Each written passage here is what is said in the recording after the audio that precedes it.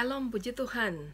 Kita berjumpa lagi hari ini dan kita akan sama-sama belajar merenungkan Keluaran 19, 20, dan 21.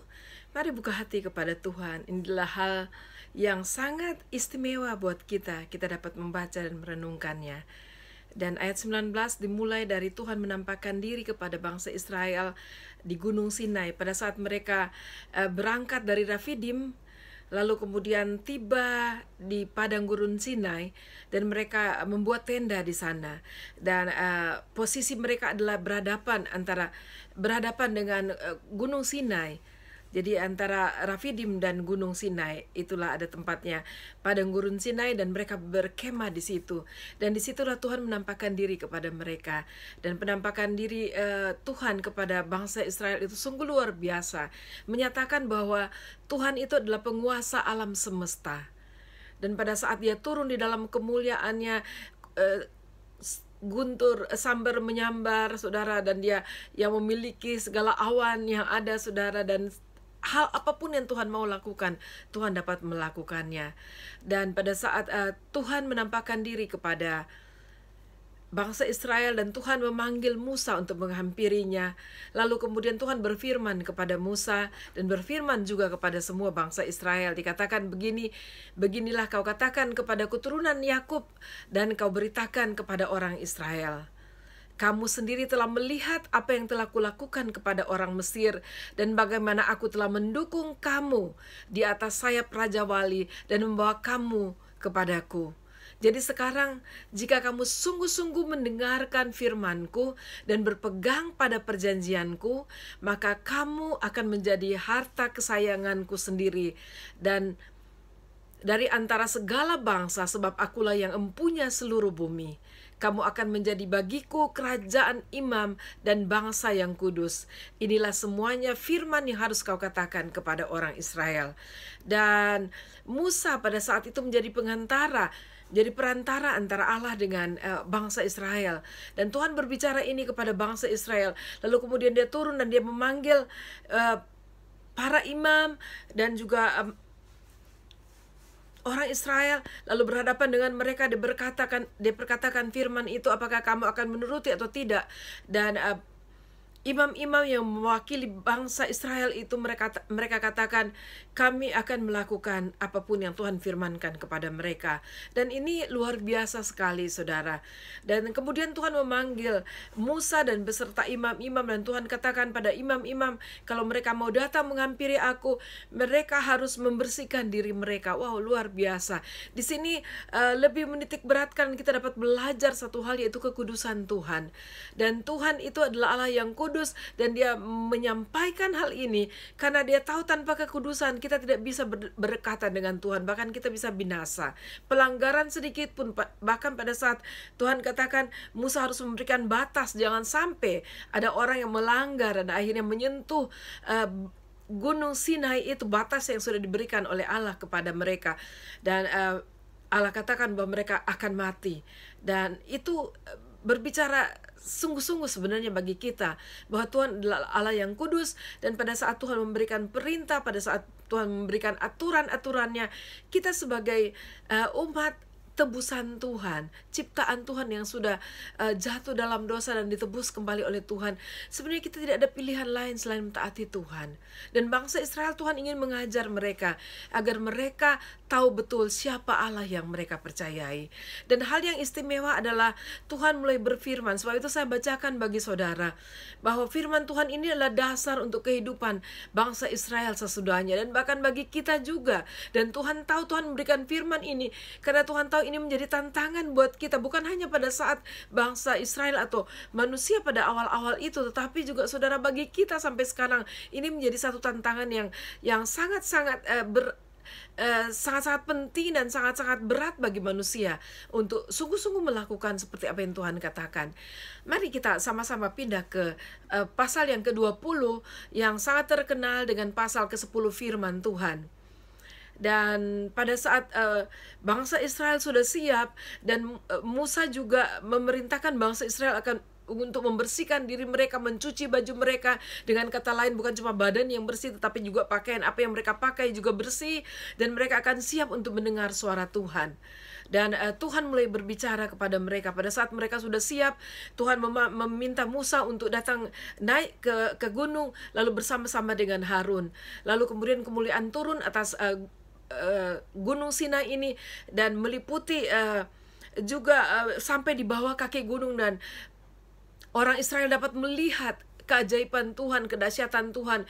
Pada saat itu trompet berbunyi dengan suara yang nyaring sekali. Sudah bisa bayangkan Tuhan boleh mendapatkan pasukan trompet yang sedemikian luar biasa dan membuat ketakutan orang Mesir. Lalu kemudian dikatakan bahwa ada hari pertama, kedua, ketiga, dan ketiga itu luar biasa sekali. Dan itu adalah janji bahwa Tuhan akan datang kepada bangsa Israel dan Tuhan akan berikan firman kepada mereka. Lalu kemudian pasal yang ke-20 kita melihat, dan saya ingin bacakan kepada saudara sehingga saudara juga bisa menggarisbawahi bahwa persoalan-persoalan yang disampaikan, aturan Tuhan yang Tuhan sampaikan kepada bangsa Israel itu menjadi isu, menjadi persoalan besar juga bagi kita sampai pada akhir zaman ini. Karena seharusnya apa-apa yang menjadi kekuatan manusia, iblis berusaha untuk menjadikan itu kelemahan yang pada akhirnya akan menghancurkan hidup manusia.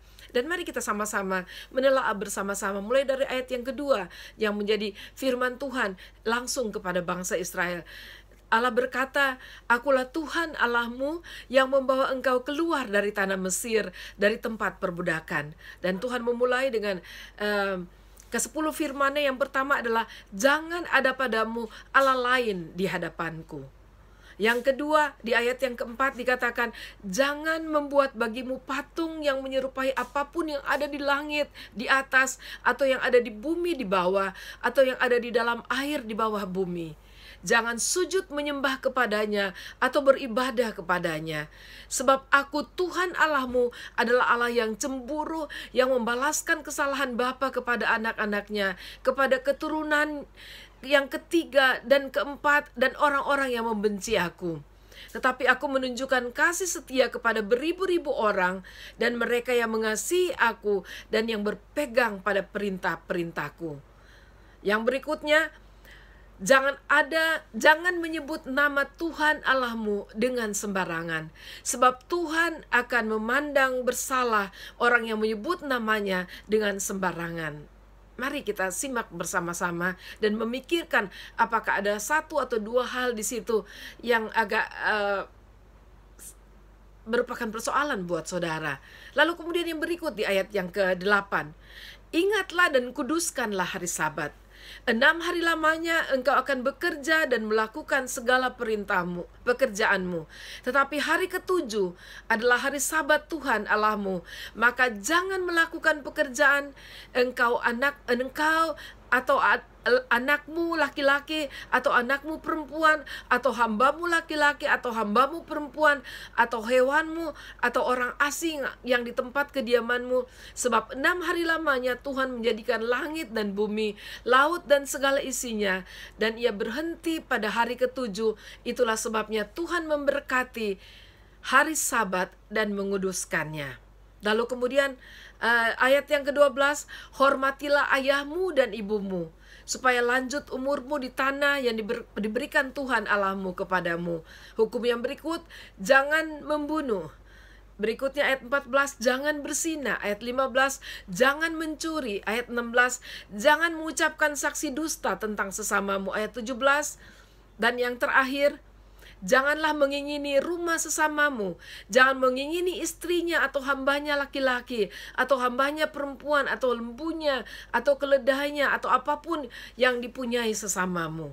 Nah, itulah firman Tuhan yang memberikan kepada mereka 10 hukum, 10 aturan hidup. Dan kalau saudara simak dengan baik, hampir semuanya itu menjadi persoalan, karena iblis akan berusaha untuk manusia melanggar semua hukum Allah dan menjadikan itu biasa kita pada saat kita melanggar firman Tuhan. Mari saudara kita menyimak hal ini dengan baik, dan mari kita mulai berubah, karena inilah pertama kali Allah dengan secara sistematis, secara teratur, dan secara khusus di dalam kemuliaannya menampakkan diri dan memberitahukan kepada orang Israel secara langsung, dan orang Israel mendengar suaranya berbicara secara langsung bagi mereka. Ini sangat khusus. Dan saudara, pada saat itu orang Israel sangat takut menghadapi kedatangan Tuhan. Dan sampai mereka berbicara kepada Musa, jangan biarkan Tuhan berbicara langsung kepada kami, tapi biarlah Tuhan berbicara lewat Engkau dan Engkau menyampaikan kepada kami. Dan ini kita belajar, saudara, bahwa Tuhan itu adalah Allah yang agung, Allah yang mulia, Allah yang penuh kasih, tapi Allah juga yang penuh keadilan, saudara, dalam segala hal. Dan Dia adalah Allah yang adil. Sebab itu kalau Dia memberi perintah, Dia memberi peraturan, mari kita menanggapi dengan serius dan jangan bermain-main. Lalu kemudian setelah itu Tuhan mulai memberitahukan kepada bangsa Israel aturan-aturan, yaitu aturan untuk beribadah.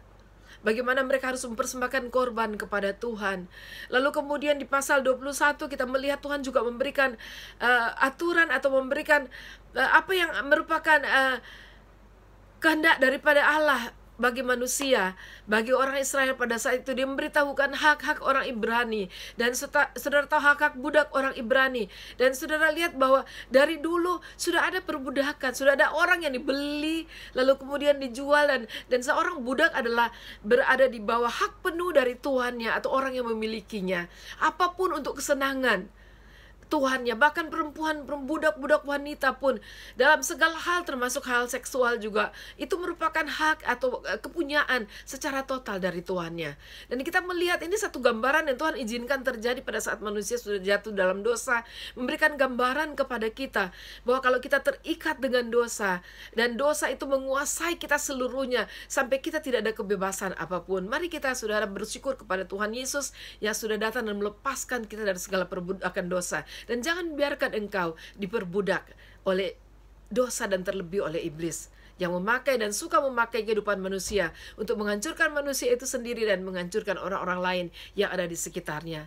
Lalu kemudian di pasal 21 itu juga berbicara tentang jaminan nyawa sesama manusia. Dan Tuhan menyatakan bahwa nyawa manusia itu penting sekali. Dan disitulah kita mengerti hukum yang dikatakan nyawa ganti nyawa, mata ganti mata, gigi ganti gigi, dan sebagainya. Hukum dasar yang Tuhan berikan bagi manusia agar manusia boleh belajar dari dasar dan menghargai kehidupan, menghargai apapun yang Tuhan sudah beritahukan kepada mereka.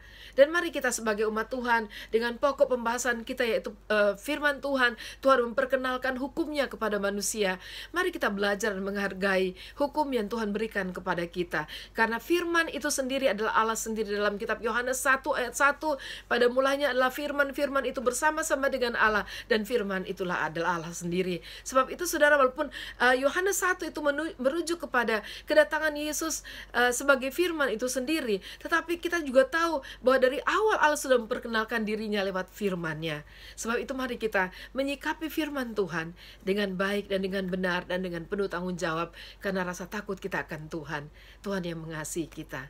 Terpujilah Tuhan. Tuhan Yesus memberkati kita semua.